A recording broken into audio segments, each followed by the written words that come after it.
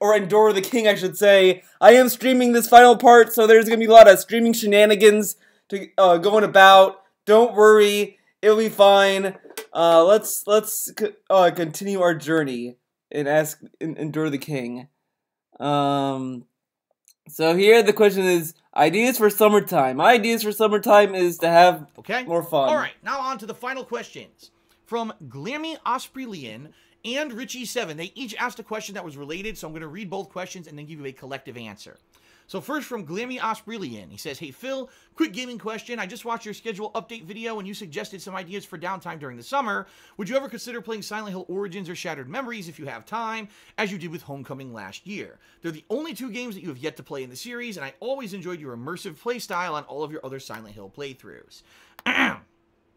Subsequently, Richie asked the question, "Phil, would you ever consider doing a redemption run on the Bloodborne DLC? I think you have enough Souls combat under your belt now, including the faster-paced Neo combat." Or is it, no, it's Neo, right? Neo combat, that you would be able to get through it a second time around. That DLC is highly regarded as some of the best Clown Man has ever put out, and your fans would love to see you battle the final boss of the DLC. I've also heard that's the worst fucking boss in the whole franchise. People say it's literally the hardest on purpose, and it's just unfair, and people hate that boss. If all else fails, you could always summon some Patreons to help. Always enjoyed your immersive playstyle on all of your other Silent Hill playthroughs. Subsequently, Richie asked the question, "Phil, would you ever consider doing a redemption run on the Bloodborne DLC? I think you have enough Souls combat under your belt now, including the faster-paced Neo combat." Bullshit. Or is it, no, it's Neo, right? Neo combat, that you would be able to get through it a second time around. That DLC is highly regarded as some of the best content that From has ever put out, and your fans would love to see you battle the final boss of the DLC. I've also heard that's the worst fucking boss in the whole franchise. People say it's literally the hardest on purpose, and it's just... People say it's the worst? Who said it's the worst? I never heard that. I've never heard anyone complain about Bloodborne that Bloodborne boss, but I am no fucking I gave up on Bloodborne. I fucking suck at that game. Unfair, and people hate that boss. If all else fails, you could always summon some Patreons to help. Alright, let's talk about the summer. This is a good discussion, folks. This summer, if you didn't see my schedule update video that I put out last week, I strongly recommend you check it out here on the King of Hate Vlogs. In June, for most of July and the whole first half of August, there ain't diddly dick going on for games. It's really slow. There's maybe one or two major releases during that time frame. Typically, this always happens during the summer. As I talked about in part 2 of Ask the King, if you missed it, definitely check out my answer to someone's question about why that happens. I have a few good ideas for this summer. So here's some examples of things that I would like to do. Number one, I either want to play Dark Souls 2 Scholar of the First Sin, which was the remaster that was made for modern consoles that runs at 60 frames per second, apparently has a new final boss. The reason I want to do that is because, number one, I've never played Dark Souls in 60 frames per second, and number two, when I played Dark Souls 2, I played it at a build that was lightning spears, okay?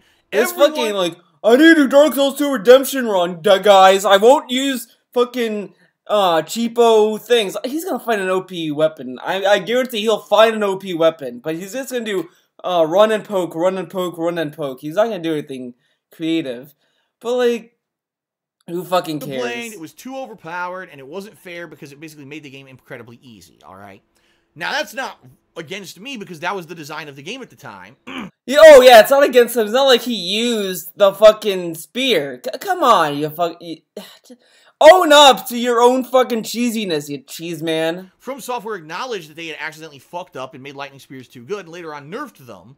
So if I actually were to try to play the but didn't he like complain about them nerfing them or something? I do remember a video where DSP was crying about the nerfing of the lightning spears or something. Again today, it wouldn't work. All right. What I would like to do is maybe do a second run through that game where I play it without lightning spears. I either do a totally different build, or maybe I do the builds like I've been doing recently with Dark Souls 3, where it's more melee-based with a Oh, don't worry, Phil. The chat will tell you what to do. It's gonna be Twitch plays Dark Souls 2 to cheese. And a weapon, alright? And I think maybe that would be a more challenging run for me, and it would be more fun. Now, it wouldn't necessarily really be a redemption run, because I actually beat everything in Dark Souls 2 except for the Ancient Dragon. That was the Then why was Dark Souls 1 a redemption run? You played that game 2 times, and you played it the 3rd time this year. Oh, that wasn't a redemption run? That was a redemption run, but playing Dark Souls 2 again without the cheese lightning is not a redemption run. Are you fucking for real? Oh my god, if I was like a Dark Souls 2 fan or a DSP fan and he said this, One boss I never beat. I got close, but I didn't beat him. Maybe with a different build, right? With a different strategy, I would be able to go back and not only beat everything in the game, but beat the Ancient Dragon, and there's supposedly a new final boss. I think that would be an awesome downtime playthrough for the summer that people would enjoy on stream and on YouTube, all right? Another idea would be the Bloodborne DLC. He only wants to do the Dark Souls 2 redemption run, or Dark Souls 2 stream or whatever, because he saw how good views Dark Souls 1 got. And that's why he wants to do 2. I knew he was going to do Dark Souls 2. I just knew it. Now, I have shied away from doing the Bloodborne DLC because I don't want to replay Bloodborne from the beginning. I just don't. That was a game I don't need. But he was okay doing Dark Souls 1 again. Redemption run. I beat it legit. I really liked it. I enjoyed playing the game. And I don't need a redemption run for Bloodborne. All right. He doesn't, guys. Shut up. I never beat the DLC. The DLC, it was a perfect storm of shit. Came out at a horrible time when I was already in the middle of other games I wanted to keep playing. I didn't really care about the DLC. You made fucking time to play the fucking DLC. What the fuck are you talking about? He had a Patreon's event that week and he canceled it to play the Bloodborne DLC. Wow. At the time, it was the hardest thing From Software ever put out, from what people have said. It's like literally the hardest. So it's like the perfect storm of double. Plus, people convinced me to play New Game Plus, which even increased the difficulty even more. It completely butt-fucked me. So in that regard, yeah, it's my stupid viewers' fault that I played it on New Game Plus. Wow. I did that, and I know it's one of the few things of From Software that I never did, because I just stopped after the first boss. I just never beat him. Wow. And people want to see me go back and beat it. I get that. But I'm not replaying Bloodborne from the start. I'm just not. It's a waste. Why? Why not fucking do that? You have time. It would take too long to get to this where this DLC would be. There is a viewer of mine. Whatever. Who has played Bloodborne up to the point of this DLC. He has offered to lend me his PlayStation Network account during the summertime so that I can play the DLC. Basically what he did is he created a character and a build that would be kind of leveled in line for the DLC. And he has all ready to go. The problem is I have no time right now to do it. Number one, there's too many new releases. And number two, I don't have room on my PS4 to download Bloodborne right now. I just don't. Okay. So how are you going to play it then? If you're going to be using another fan's account, you're still going to have the same hardware issues. Okay. What I'm thinking is during the summer, there'll be so few games going on, I'll be able to delete a bunch of the games I beat, and I'll have room for Bloodborne, so I can put it on there, and I can actually do that. So then what was the point of what you said earlier? Oh, well, there's all this room on, there's no room on my PlayStation 4. Oh, but in the summertime, I'll be able to make room, but only if I get, a fan's account to play it. Yeah, okay. Truth of the matter is, the Bloodborne DLC is on the table, but which people want to see me do more, because there's no way I'm doing both during the summertime. There's just no way. I don't want to do both of them, all right? Other ideas I have for the summer, incidentally, to Glammy Osprey, one of the ones I was thinking of doing was doing a Silent Hill game, because I haven't played a Silent Hill game in a while, and I think doing maybe one a year is a good idea. Like, he's right, the last one I did was, what was it? Shattered Memories? No, it was Homecoming. And then the year before that, I actually played Silent Hill 4, right? I've been doing, like, Silent Hill, like, once a year. I think that would be a good idea. However, I'm nervous because guess what? Some of my Silent Hill playthroughs, not all of them, but some of the videos are getting claimed by Konami. And I don't know why they're doing this. It's not consistent. They're not consistently claiming every single playthrough I've done of Silent Hill. It's like a video here, a video there. It's very odd. So I'm nervous if I play a game of Silent Hill, what if the whole playthrough gets claimed by Konami and I make no revenue on it? Well, that's going to screw me over for the summer in particular, because you don't... Yeah, because it's not like he had a similar situation in the past, right, guys? He never played a game that was claimed on YouTube entirely, right? I wish, maybe I need a Breath of the Wild to clear my head. It's already going to be slow, all right? So I'm considering playing a Silent Hill game this summer, but it's not a guarantee. Another idea I have, and I think people will like this idea. Ladies and gentlemen, sadly, Grand Theft Auto playthroughs have been absolutely destroyed on YouTube because they all have licensed music in them, okay? They all have the radio playing. It's all that licensed music from the 70s, 80s, and 90s, depending on which Grand Theft Auto game I play.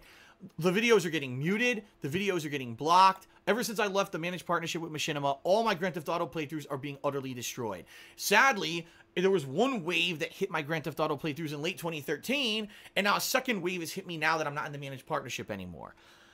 I can't even believe that these playthroughs are viewable anymore. Like, how could you watch it when every other video is either muted or blocked? It must be a major pain in the ass, and those playthroughs are now incomplete.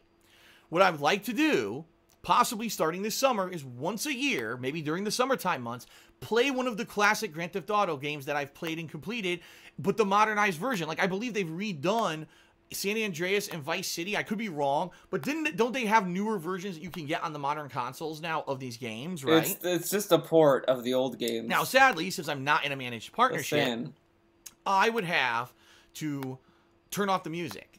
I know, the music's a very iconic part of the Grand Theft Auto franchise, but I can't do anything about it. This is how YouTube works. They've got an illegal content ID system claiming full ad revenue on videos. And not even that that's a big deal. It's the fact that these videos are going to get blocked and muted. Enough with this. So maybe during the month of July, I balance out the month and I balance between, say, one day I play Grand Theft Auto Vice City. The next day I play a second run through either Bloodborne DLC or Dark Souls, the Scholar of the First Sin, right? And I can alternate between those two all month, plus maybe I'm balancing that with the Patron's Choice playthrough, right? That could be an awesome summer. Like, I'll be honest here, and knock on wood, because hopefully things keep going as good as they've been going. And again, I gotta say thank you to everyone who's showing up for streams and cheering and subbing and tipping me, and thank you to those who continue to watch the videos on YouTube. Oh, thank you, guys. If I keep it at the level it's at now, and it was in March, hopefully I'll be here. I'll still be able to be doing this in the summer and pay my bills and everything, okay? Yeah, he looks so nervous now, guys. He's really nervous. Fucking shut up. Enough with this. But we can get to the summer and there's no new releases. I'm tired of him saying, if we have to get there, guys. We have to get there first. We gotta get there. Like, just stop. Balancing between that kind of stuff. That could be a fucking amazing summer for streaming and videos. Like, I think people would love. I would love it. I couldn't wait.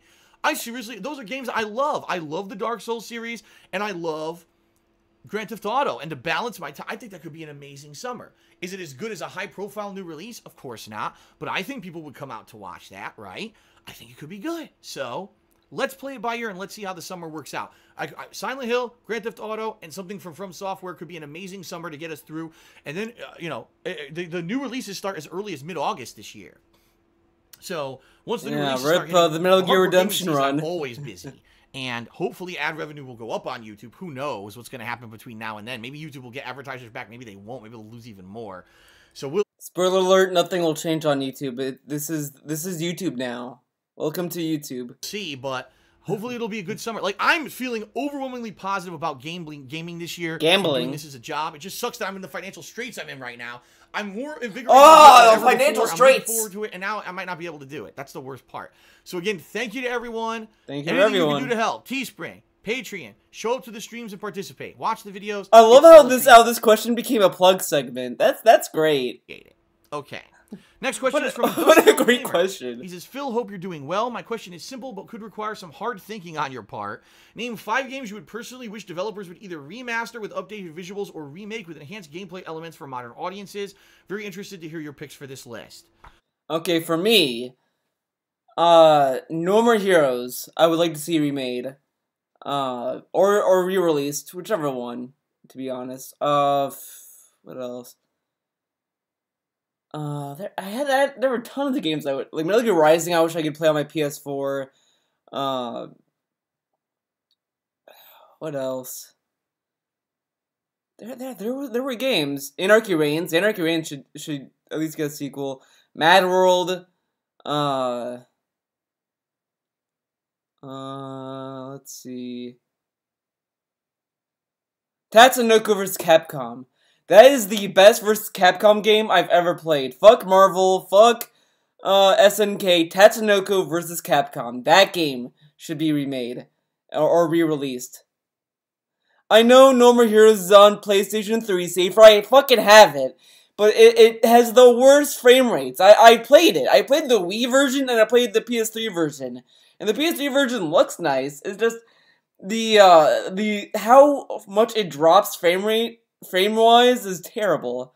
But it's fine. I just think that it should be remade and get rid of all the filler shit, or at least make it more streamlined or something. I'm gonna go with things that from my childhood, games that I loved that I think would be awesome if they were remade in a modern setting. Number 1, Final Fantasy 4 and 6. These games, in my opinion, are the best narratives in the entire Final Fantasy series. The stories are great, tons of characters who you get to know and love by the end of the game, and you want more, you're craving more of them. The problem is they're stuck in the 90s. Those pixelated 16-bit graphics, and how many people are actually playing or experiencing these games because they feel they're the outdated old Final Fantasies. Yeah, who's playing Undertale, guys? Undertale is so outdated. It wasn't until Final Fantasy VII when it went 3D, and now everyone's like, oh, Final Fantasy VII is a fucking masterpiece because it was 3D, not because of the plot or anything, because it was fucking 3D, which is stupid. I would love to see Final Fantasy 4 and 6 remade with modern graphics, hell, even 5. So those are 3 games right there that I would love to see remade with modern graphics and even more modernized gameplay mechanics, but better stories. Modernized gameplay mechanics. Spoken dialogue. My God, those games would be amazing with spoken dialogue. That would be so cool. A game would be amazing with spoken dialogue. Okay.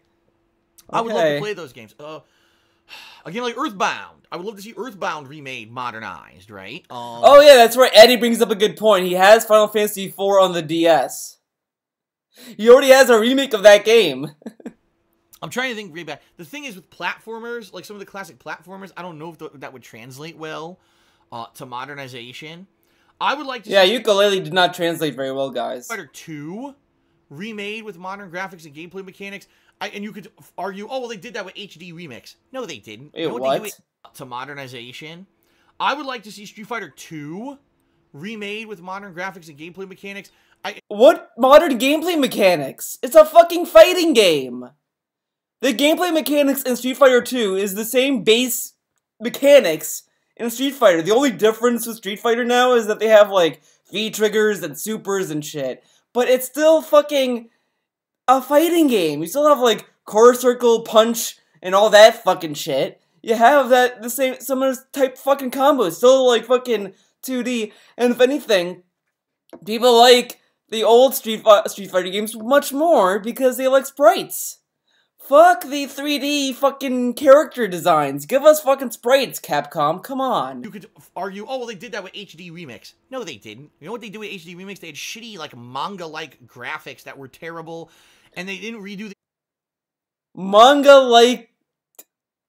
Phil, this fucking... Fuck off. At all. It was just the same exact gameplay engine with tweaks. I would like to see Street Fighter 2 rejuvenized. Bring it in with the original cast of characters all in there, but you tweak their moves, you make it a more modernized game engine, right? Game engine? Tweak their moves? Their moves are fucking whatever. Who fucking gives a shit? Street Fighter 2 is fucking old. Oh my god, this fucking guy doesn't know shit. Have it be a world tournament again, where you're actually going to different places around the world and flying. The original purpose of Street Fighter was that it was a world tournament. Now it's this convoluted bullshit where you're just going to places and fighting people for no fucking reason. The plot makes no fucking sense. They just throw shit in there. It's a fucking fighting game. No fighting game's plot makes sense. The only fighting game that has a great plot is fucking Skullgirls. Now I'm sure I'm gonna get a lot of flack for saying that, but shut up. Skullgirls is the best. Gimmicks and Street Fighter 5 is such a terrible piece of garbage. I would like to see it like a classic throwback fighter that's more about straight up gameplay than gimmicks and bullshit. And by the way, play Skullgirls, Phil. Come on, that's the best fighting game. Come on, face me in Skullgirls, buddy. No fucking input delay, you dumb fucks. Input delay. There's input delay in every fucking fighting game you play, Phil. Sorry. Jeez, what else? Because I really got to go back to that era of, like, the 80s and 90s for me. The thing is, there's been a lot of throwback games. You think about, oh, Yooka-Laylee just came out, and that's basically the modernization of Banjo-Kazooie, right? There's been a lot of revitalization of these old franchises to be more modernized games. I mean, I would say Zelda Breath of the Wild is a great example of taking a game like the original Zelda and turning it into a modern game. I think that actually has happened. But those aren't remakes. It would have to be older RPGs. Because that's the problem with these older RPGs, especially the ones that were sprite-based. Everyone hates on them. Oh, it's sprite-based art. That's so outdated. I don't want to see that anymore. These games have amazing stories, amazing sound. Spriggs, just play Eliza's story. That's the best story. I'm not gonna argue any further than that. They have stuff to add to the history of gaming and modern gaming, and they get overlooked so much by people just because they're old, and that ain't right. Louise, there's my answer. Okay, next question. Next question. All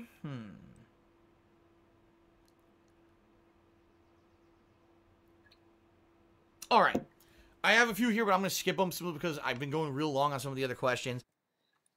16 minutes out of 43 minutes. Oh, but time to skip them. It's going on too long. I'm going to go over to the final forum question, and then we're going to do Twitter questions, and then that's the end of the show. Wow, okay? what a so, great the final forum question will be from The Right. And he says, hey, Phil, as a YouTuber and a Twitch streamer, how exactly do taxes work for you? Do you have to report two small businesses in terms of YouTube and Twitch? Are there any tips that you can give YouTubers more business questions in terms of not being screwed over by taxes or any? This is a fucking business theme, Ask the King. Let's see. Tips, if you're... No, we're not doing that. Fuck that. Like... First question is from... We're not doing that question. Steven Bazinski. He says, Phil, do you ever plan on returning to do another Minecraft video? You seem to have fun playing the game in 2015. Really, my answer to that remains the same as it was when I stopped playing Minecraft in 2015. If there was an actual reason for me to go back. Let's hear a little bit of it, actually. The final forum question, and then we're going to do Twitter questions. I'm curious now. I'm really fucking curious. So, the final forum question will be from The Right. And he says, hey, Phil, as a YouTuber and a Twitch streamer, how exactly do taxes work for you? Do you have to report two small businesses in terms of YouTube and Twitch? Are there any tips that you can give YouTubers or streamers in terms of not being screwed over by taxes? Or Capstone Gaming's here! How about someone doing it for the first time? I just did my taxes. So this is a very pertinent question. I can help people out. If you... you can help us out, guys.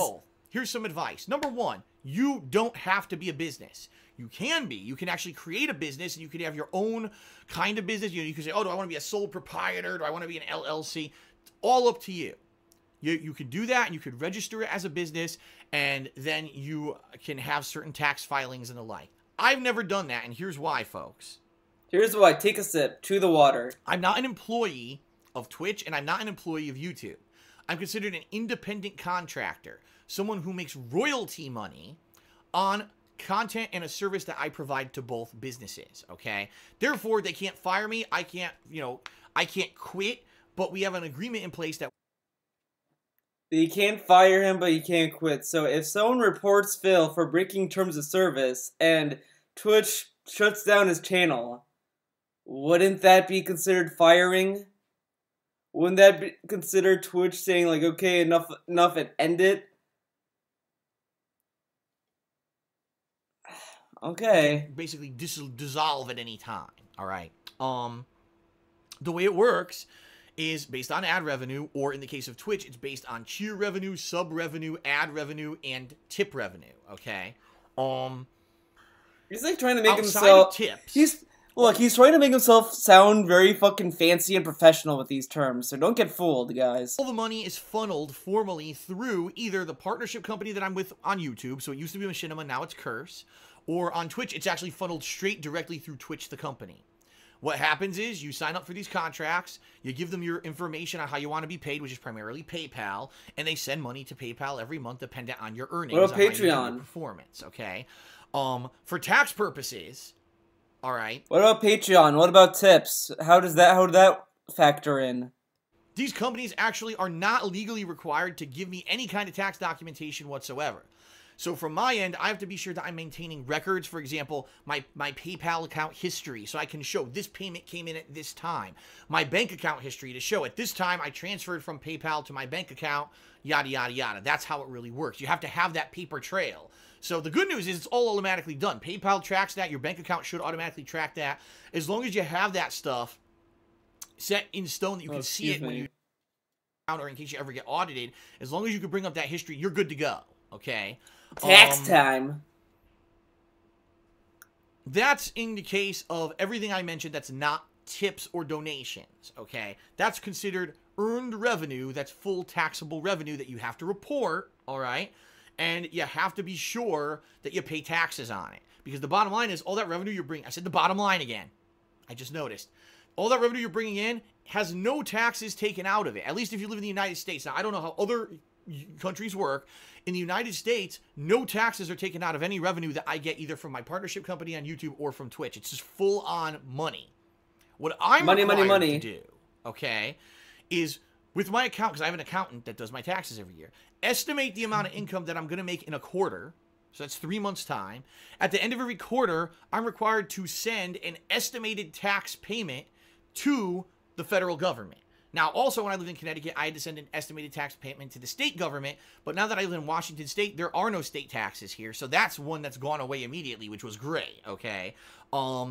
This part is difficult because the bottom line, I said the bottom line, because it's hard to estimate what you're going to do. Right now, I have no idea what I'm going to make this month. I have no idea what I'm going to make next month. YouTube ad revenue could plummet. YouTube ad revenue could go back up. There's no way to tell. So how do you estimate what you're supposed to pay for a quarter of earnings? You can't really. It's a guesstimate. Really, it's not really an estimate. It's a guess. And sometimes if things are down, I'll pay less. And sometimes if things pick up, like the end of the year, I'll pay more. But mostly what I try to do is get an average estimate of what I'm going to make as a year as a whole. I divide it by 4, and those are the 4 payments that I make during the course of the year, okay? Shady shit right now. It's tough, and without it feels like part of it is, like, genuine, like, oh yeah, I'm trying to pay my taxes up and up, and then the other part of it sounds like he's just trying to, finagle the taxes to work for him. It's really fucking weird. I would be very concerned with the IRS if I was Phil. A professional to actually look at all your finances, it's very hard to figure out what. But if he has an accountant, I guess it's fine. Like I am. Like in addition, there's tons of tax write-offs for the self-employed. For example, anything that I buy that's related to the business, a video game, this controller, the cost of ink for the printer that printed out my questions for Ask the King or has anything business related, the cost of electricity. Why fucking waste ink? Why not just fucking have the oh my god. In the house, the cost of the internet for the house, all these things are tax deductible, meaning I have to pay for them, but I cannot be taxed on them, meaning I will not have to pay taxes for the amount of money of stuff that I spend on the business. So if I reinvest money into the business, it helps me because it allows me to pay less taxes on a yearly basis. There's tons of things you can do that are considered tax deductible. This room is my office. I only come in. I do hear people saying that you can have your internet be a tax write-off if you use the internet for your business. So I guess that's fair, but I feel that he's putting too much. Like I don't know. I feel that there has to be a line with the tax write-offs and what you can and can't write off. I just feel there's something wrong with this. I'll give him the internet. I'll give him the internet. He can have the internet be a write-off. Okay, I'll give him that because he does use the internet a lot. So I will give him that.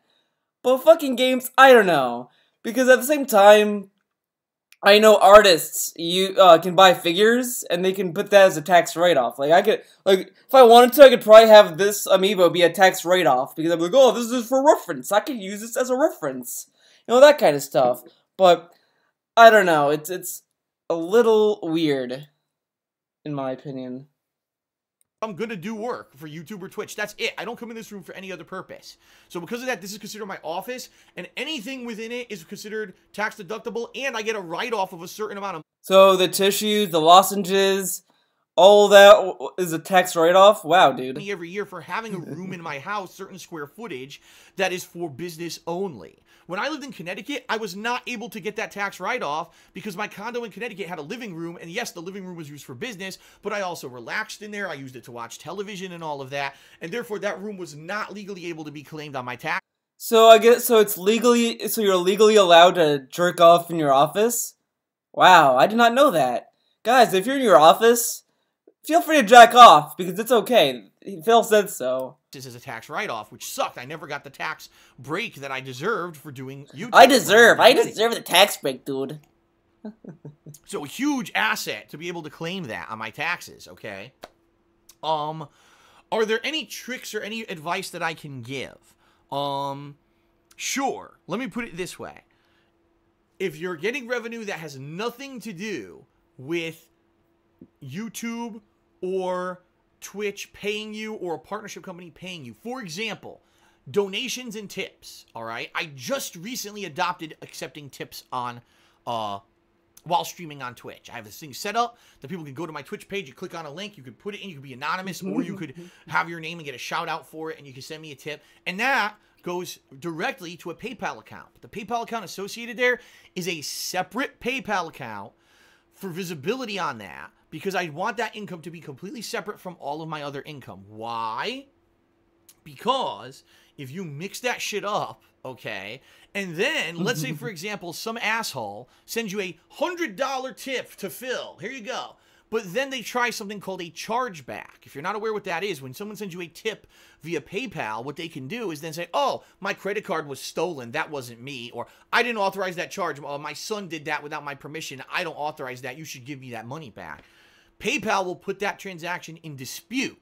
Now imagine if you had not a separate PayPal, but it was your PayPal account where you have, you know, your personal money coming in from your partnership company, from Twitch, from everyone, and all of a sudden you get a million chargebacks from assholes who were trying to troll you. Now all your funds are frozen. That's terrible. That's horrible. That'd be a very bad situation for people.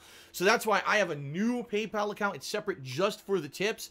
And legally, it lets me have visibility on the amount of tips I'm bringing in every month. And if a freeze happens, I have full visibility on it, and I'm able to take care of it and not worry about, oh no, now I'm locked and I have no money. But you can do that without with one PayPal account, because the way that PayPal works is that if someone sends you money, usually I would recommend, I started using the invoices with PayPal because invoices are a lot better, because there's more control over that. Like it's more fair for both the consumer and the person, you know, whatever. But even without that, you give money and it'll be stored in a wallet on PayPal, and you can keep it there. And you say, like, oh, you either transfer it to your bank or you can just keep it there. PayPal will just hold it. He could just hold it there forever. He doesn't have to transfer it straight to his bank just yet. He could just keep it on PayPal for as long as he wants.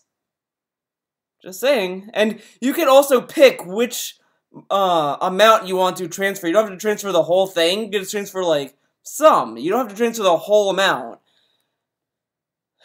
I can't even pay my bills because all my fucking money got locked up in this account, okay?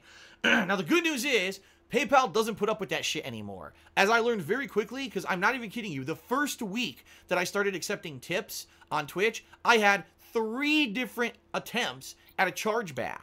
Okay, guess what I did? I wrote to PayPal and I explained, no, I'm a Twitch streamer. These came through Twitch. You could actually see for visibility purposes. Here's my business. These were tips sent during a stream. This person got an appropriate shout out. Therefore, the business transaction was completed. This guy is completely full of shit. And honestly... Yeah. It's not like the guy took the person's fucking credit card, put it at his own credit card, and was able to get his shout out. Just because you gave him a shout out doesn't mean the credit card wasn't stolen. If I steal someone's credit card, let's say I steal your credit card. I take your credit card, and I go to my gas station or something, and I buy something there. They're not going to be like, well, see, I bought the thing. You know, so like, I buy something with your credit card, and then you try to call the credit card company saying, look, that's not me. Someone stole my credit card number, and they bought this. I did not buy it. I don't authorize this. Can I get my money back? Because I don't want to pay for this. The credit card company is not going to be like, well, he got the fucking drink. You know, this guy who stole your credit card, he got his drink, so it's fair. So you gotta pay up. It's like, that makes no fucking sense. Phil, that doesn't make any sense. Just because you gave him a shout out doesn't mean the credit card can't be stolen. That makes no fucking sense at all. But, I mean, again, like, chances are that no one stole a credit card to give him a shout out, to be honest. I don't think, you know, the person who did it, but it could be. So, he's basically bragging about fucking over potential credit card victims. What a nice guy. What a really nice guy. Fuck you, Phil. Since they're now committing... I mean, remember when he fucking panicked when he got a, didn't Phil at one point get a call from his credit card company or something that said that someone stole his credit card number or something? Remember how shitty that was for him? Yeah, he's doing that to other people. What a great guy.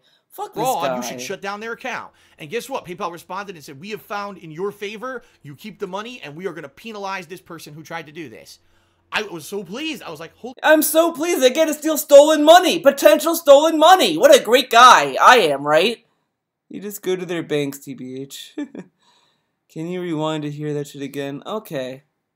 I'll try to rewind. In this account, okay? Now, the good news is, PayPal doesn't put up with... Imagine if you had not a separate PayPal, but it was your PayPal account where you have, your personal money coming in from your partnership company, from Twitch, from everyone, and all of a sudden you get a million chargebacks from assholes who were trying to troll you. Now all your funds are frozen. That's terrible. That's horrible. That'd be a very bad situation for people. So that's why I have a new PayPal account. It's separate just for the tips. And legally, it lets me have visibility on the amount of tips I'm bringing in every month. And if a freeze happens, I have full visibility on it, and I'm able to take care of it and not worry about, oh no, now I'm locked and I have no money and I can't even pay my bills because all my fucking money got locked up in this account, okay? Now, the good news is, PayPal doesn't put up with that shit anymore. As I learned very quickly, because I'm not even kidding you, the first week that I started accepting tips on Twitch, I had 3 different attempts at a chargeback. Okay, guess what I did? I wrote to PayPal and I explained, no, I'm a Twitch streamer. These came through Twitch. You could actually see for visibility purposes. Here's my business. These were tips sent during a stream. This person got an appropriate shout out. Therefore, the business transaction was completed. This guy is completely full of shit. And honestly, since they're now committing fraud, you should shut down their account. And guess what? PayPal responded and said, we have found in your favor, you keep the money, and we are going to penalize this person who tried to do this. I was so pleased. I was like, holy shit. PayPal actually sticks up for people who do this. So I was like incredibly happy. I'm like, wow, so that means when people are sending me these tips, if they try to troll, I'm still going to get the money, which is awesome. So, awesome. That's what I recommend you do if you're going to accept tips via streaming. Yeah, be a sleazy asshole. Big warning. Your tips are fully taxable just like the rest of your income. Some people seem to be under this impression that if people send you money during a stream, that's yours and there's no taxes or nothing on it. Wrong. All that money is fully taxable because it's a tip, not a donation. Legally, the wording that it works for United States law is that a donation is something given to someone with no expectation of anything in return, and it's non-for-profit. So if you give money to a foundation who's doing cancer research, and it's a non-for-profit foundation, all they're doing is try to research to fix cancer, then that's a donation. Cancer. But if you give money to a streamer, that's a tip, and therefore that streamer has to pay taxes on that money as if it were normal income they earned through any other source. So that's very important. I get the feeling there's some people out there who aren't doing their taxes right, and give it a couple of years. If the IRS catches up with them and realizes there's thousands and thousands of dollars that they didn't pay taxes on, there's going to be a nice big balloon payment coming up on their ass in the next couple of years.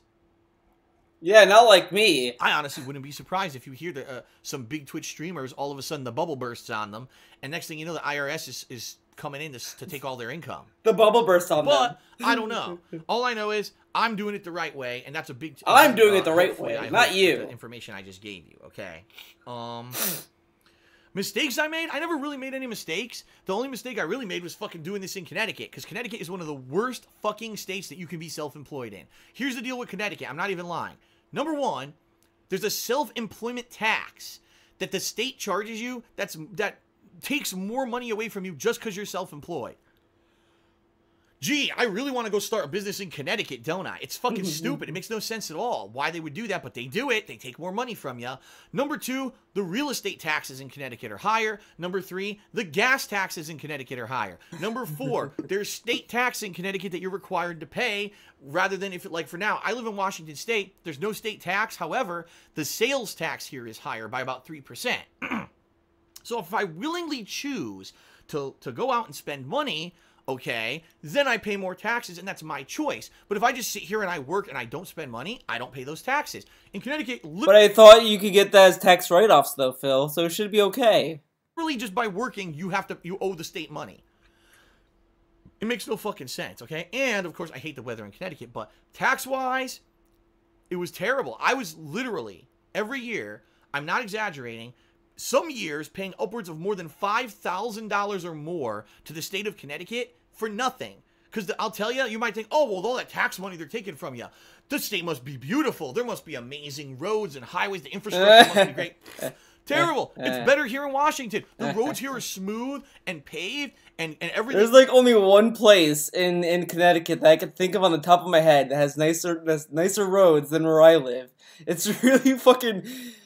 the infrastructure the infrastructure in general in America is fucking garbage. I don't know. I'm waiting for Trump to deliver on fixing our infrastructure. Trump said he would. Where is it, Trump? Fix our infrastructure right now. God damn it. It's nice. Out in Connecticut, the roads are falling the fuck apart. Everything's terrible. The government there is awful. So if you're going to be self-employed and do YouTube and Twitch and everything for a living, do your research and try to start it up. Live in a state where you're not going to get completely destroyed by taxes because of bad government. Okay. Bad government. On to the Twitter questions. And this will wrap up the show for this month. First question is from... Steven Bazinski. He says, Phil, do you ever plan on returning to do another Minecraft video? You seem to have fun playing the game in 2015. Really, my answer to that? My answer is I never played Minecraft, so I'll never go back to it. Remains the same as it was when I stopped playing Minecraft in 2015. If there was an actual reason for me to go back, if there was a mod that people really found entertaining and thought that I would like for a particular reason, if Minecraft had a fun expansion where it was creative and different and people thought that if I played it, it would be great, or even for streaming. If people thought, oh, streaming Minecraft would be great for Phil and interactivity with his viewers or whatever, then I would go back and do it. But the truth of the matter is, since I did Minecraft in early 2015, I haven't gotten many or any major requests to ever go back and play the game. I was basically told, you've seen it. You've seen the breadth of what the game can do. Everything is a little tweak or a mod here or there. It's nothing amazing or, you know, so huge or big and great that people are really going to enjoy it. It's kind of silly, honestly. You know, yeah, people still play this fucking game hardcore, but it's really this hardcore fan base of people who are still into it versus it's not as widespread appeal anymore, and really my viewership probably wouldn't care about it. So, how do you know? Why not just try it? Man, if there was a reason, I would. Right now, I'm not hearing any overwhelming demand or reason to go back, and that's why I haven't played it again. All right. From Glitch Crazed, he says, Phil, when you and Leanna eventually do get married, where do you plan on going on your honeymoon? Have you guys discussed it yet? No, because it's so far off, and the truth is, like I said, to even consider marriage, we have to get out of the financial straits I'm in right now, all right? Once that happens, how many ever years that could take, okay? Now we got to try to find stability. Like maybe I could split myself between doing YouTube and Twitch and finding maybe a steady job so I can at least have somewhere to transition eventually. Or maybe if money ever turns around enough, I could have enough money to start my own business, but I don't know if that's ever going to happen at this point now that YouTube ad revenue has gone. But I thought that it's a fucking bad idea to do that, though. Into the fucking shitter. I thought it was corny to do these kind of engagements, I don't know. Dude. We have places we'd like to go. It's like I said, when I was gonna propose to her, we were planning on doing a California trip where we were either gonna be at like Universal or Disneyland, and I was gonna do something where I could propose at a nice dinner or something for her. You know, the thing that everyone wants, the fairy tale proposal. That sadly we never got to do because of all the shit that's happened in the past 2 years. But I thought you shat on that. You fucking shat on John Cena for doing a fairy tale proposal. Now you want to do one?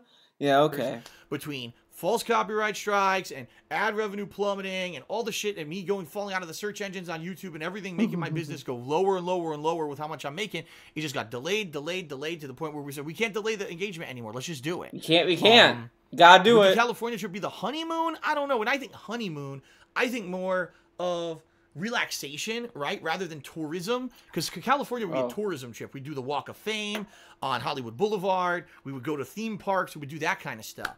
If we were to go on like a honeymoon, I would think like we want to go somewhere where we can relax. So maybe a tropical island or even I would say Europe, but no, I honestly think Europe would be a different trip. Even though we really want to go to Europe. We've talked about it. We'd like to go see maybe, you know, England, France, Italy. Those kind of countries. Ugh. Maybe Germany, you know, that kind of tour of Europe we'd like to do someday, maybe. Oh, yeah, not go to Greece, you fucking fuck. We were just talking about this recently, that, yeah, maybe going on a tropical trip would be something that would be awesome. But the thing is, how we are right now, not even close. I mean, we're talking years of recovery. Again, unless if the Twitch thing keeps going positively the way it is, and I keep getting more people following me on Twitch, more people participating on Twitch, if YouTube gets its act together and earns back some of those advertisers that have quit the site and come back and the ad revenue goes back up to what it was on YouTube, between those two, if he thinks he can afford going to Europe on a salary from YouTube and Twitch and shit, that is a fucking dream. That is No, it's not gonna happen. I'm sorry, Phil, that's not gonna happen. If I could start getting my debt out of here, and maybe in a couple of years things are looking better, then maybe we could consider even going on a normal trip somewhere like California. But right now, it's not looking good. Okay. Yeah, sure. From the Arid Lord, who I haven't heard from in a while, he says, "Hey Phil, is there a chance of another?" Hey Phil, when are you playing Jak 3? I want my game back. Let's see. Oh, fuck Suicide Kings. I don't care about that. The next one is a WWE question. If I could redo... Okay, we'll do this. We'll do the last question. There's zero evidence of anything. Okay.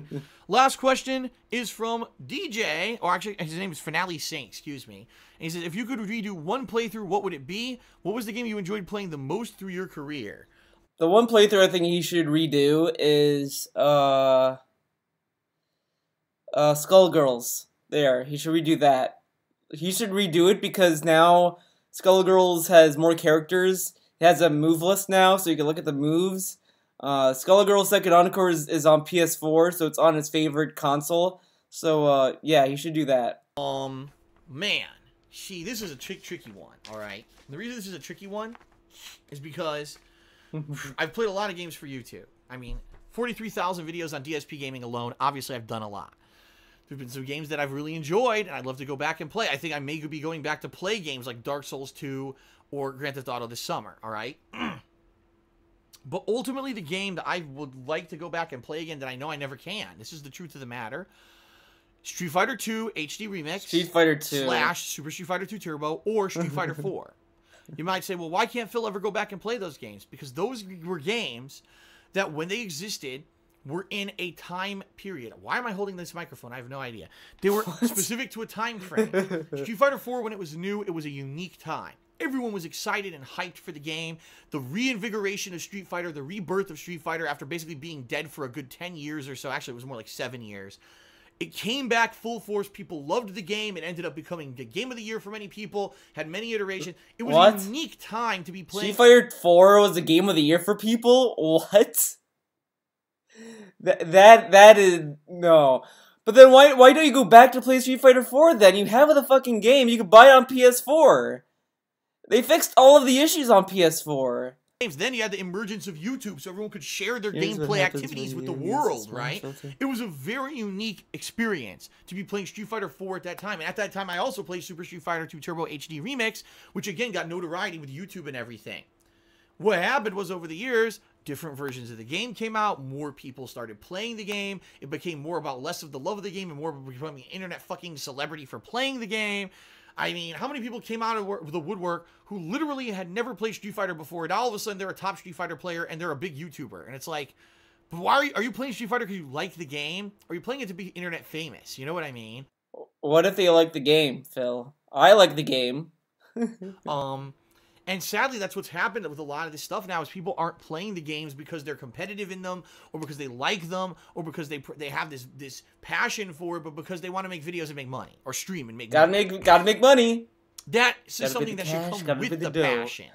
People should make money because they're passionate, because they're good, not just because they're a clown or they're entertaining or they talk shit, they're a clown, or whatever it is, and then they end up winning tournaments. DSP clown guys, based off of that, and because they practice the fuck out. No, it should be because they're passionate about the game and they love the games and they dissect the games. They've been with the games for years and they want to share that passion with the world. Those are the people who deserve it. What does this have to do with the question?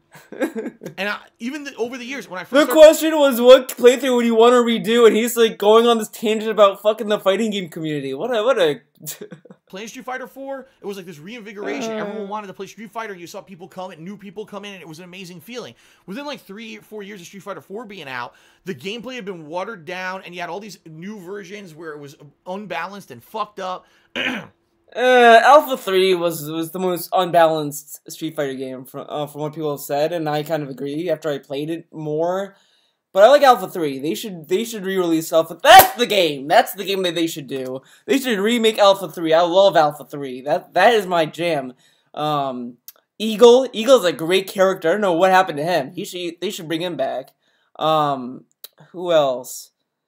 Oh, there's another character in that Maki is dope, man. I like Maki. Maki's really cool. Even the online presence of people playing online had completely changed. Now, every match had to be super fucking serious online now because everyone knows that online matches really test your real skill level, right? Which is preposterous. But everything had changed. Online play only the shitty may apply. And it really became this kind of thing that I didn't want to be a part of. But you were like so fucking competitive online. You were like, oh my god. And that's the truth, is you can't go back in time, you know? At that time frame, the 2007 to like 2010 The question is, what playthrough would you want to redo? Not, oh my god. Street Fighter was a great time to be in it because it was people coming in, new games, new hype, everything behind it. And then over the years, it kind of diluted into this thing that it was negative and I didn't want to be a part of it.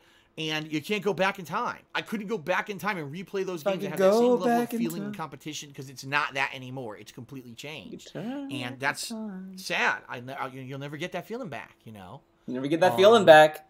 It's gone. It's gone. These games today, I don't get that feeling. I love them. I love fighting games. I'm really looking forward to Injustice 2 and Tekken 7, but I don't get that feeling anymore, that invigoration that we're in a big burgeoning era and it's a big hype. Like, it's just a genre. It's just a video game genre. Fucking shut up. Used to be back then. That's kind of gone. It's a bygone era now for you. Bygone era. The emergence of YouTube at the time when Street Fighter was getting its reinvigoration, that's a time we'll never get back. Okay, folks, well, take a sip. Thanks for watching Ask the King. I hope that you enjoyed the show. Reminder, the next episode will be late June. Right now, it's around June 29th, 2017. The thread on the forums is already there for you to post up your questions. Teespring, check out the store. You can get cool stuff like this mug and or t-shirts and stuff. Patreon, I've mentioned many times during this show why Patreon is important and how you can participate in this show and help support my efforts to keep doing this.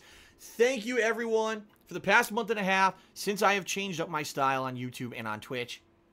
Things have been going well.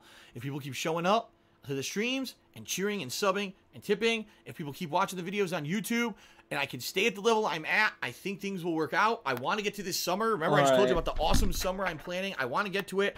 I have to get to it. I have to get to it, guys. I have to get to it. Thank you, everyone, for watching. I hope you liked the show. I will see you in 2 months' time for the next episode of Ask the King. Peace out, everyone. Oh my god, I took the head off, guys. Thanks for watching. Alright, that's the end of that. See you in the next video, ladies and gents. See you later.